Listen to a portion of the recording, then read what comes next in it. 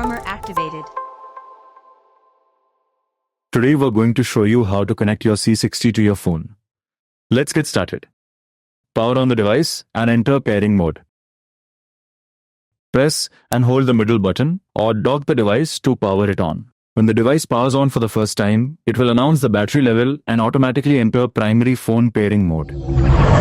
BluArmor activated. Battery full. Primary pairing. When it enters pairing mode, the blue LED will start blinking rapidly. If the device does not enter pairing mode automatically, indicated by blue LED blinking slowly, press the middle button 3 times to enter primary pairing mode. Step 2. Connect to your phone. Now open the Bluetooth settings on your phone. Scan for a new device and look for the name C60 followed by unique device digits. Tap on it to connect. Once the phone is connected successfully, the blue LED will turn solid and you will hear the audio prompt primary connected. Primary connected. And that's it. Your C60 is now connected to your phone and ready to use.